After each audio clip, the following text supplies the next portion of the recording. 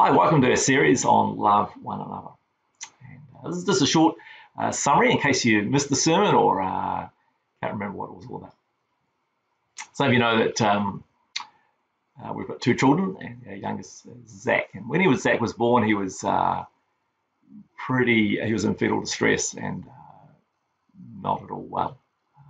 I won't go into all the details, but he was critically ill. And it was a time when we saw the church working at its best. People that we didn't know were helping us, praying for us, supporting Roz, all kinds of stuff happening. And we saw the church operating at its very best in that time of crisis for us, in what was a very, very difficult time. A lot of examples in history of the church operating at its best. Churches and hospitals and orphanages, often in the toughest places on earth. But we all also know that church can be not a very nice place, a place of judgment and complaint. History shows that the church has done terrible things in the name of Christ. And yet we are meant to embody Christ to those on earth. That's why we're called Christ's body. We are to embody Christ on earth. I want to suggest something radical. The success of the church depends on one thing. One thing. And mutual love for one another. Everything else is useless without it. Christ loved the church into existence. Imagine a Pharisee and a Samaritan and a leper and a prostitute in church together. He said to them, "You're my body. You're to work together. What binds you together is my love." Cuts across every barrier. Question is, how do we do this? What does it mean to love one another?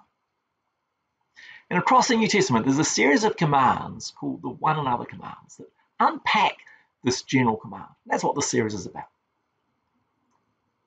How do we love one another? And the first thing to know is that we are to love because we've experienced the love of God. 1 John 4 explains this really clearly. The love comes from the fact we have been loved by God. But if we go back to chapter 13 where we find this command, we see the context, and the context helps explain how Jesus loved the disciples and us. The context is of this verse, which almost seems to sort of come out of nowhere, is the washing of the disciples' feet, Jesus' impending death, and the disciples' betrayal. So let's start with the first one, the washing of the disciples' feet. Most of you know that they did this because it was really dusty and they'd be walking long distances, and no one wanted to do this job. It was the very lowest job you could do. We don't really have a social equivalent today. But Jesus said, actually, if you want to be a leader in the church, you've got to be a servant. You've got to serve and do the menial jobs. It's the exact opposite of what we see in secular leadership. Jesus loved his disciples by serving them, by doing the menial jobs that needed doing. We see that in church too. A lot of people serving, doing the small jobs and loving us by doing that. Jesus said, look, I'm the master. Correctly, you call me that. But actually, I'm serving you. So serving can never be below you. You're not greater than me. So if I do menial jobs to show my love, it needs to be part of who you are as well. Now, Jesus is serving us selflessly at the right hand of the Father, interceding for us continually. The second context for this command is Jesus' death. This happened at the Last Supper. I don't think any of us can grasp the depth of the love of God for us, or what he's done for us on the cross.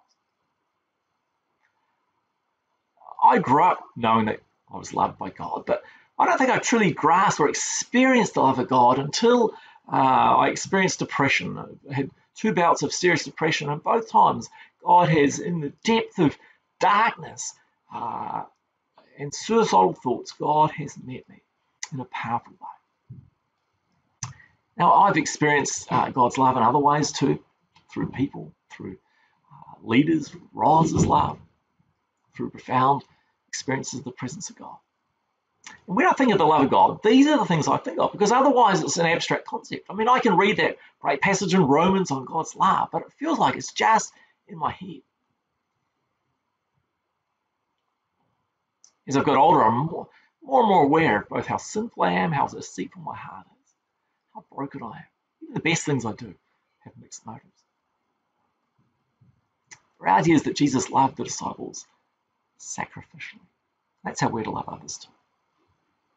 The third context for this command is the disciples deserting Jesus. All of them ran away. Peter denied him 3 times, and Judas betrayed him. Now, the disciples had lived with Jesus for 3 years. Jesus knew them.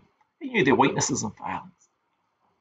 Equally, of course, the disciples knew Jesus. They'd been there at the front seat when he'd done the miracles. They'd seen how he'd interacted with people. Jesus loved Judas. He'd given him responsibility to look after the finances. He was right there near the top of the table because it says that Jesus handed him some bread. Jesus loved the disciples despite their sin and failures, despite the fact they let him down at his darkest hour. That's how he loved them, and that's how he loves us. This love one another command, we can't really obey this command until in some way we grasp how much God loves us. I think we need to pray that God would reveal to us in our hearts just something of his love. Maybe for some of us, we need a fresh experience of God's holiness, of just how far we are from God, as well as his love. Jesus said, the person who's forgiven little loves only a little. We need a fresh revelation of both our need for God and the love of God. I think our prayer needs to be the same prayer that Paul prayed, found in Ephesians 3. And may you have the power to understand, as all God's people should, how wide, how long, how high, how deep his love is. May you experience the love of Christ. Notice that, experience the love of Christ, though it's too great to fully understand. Then you'll be made complete with all the fullness of life and power that comes from God.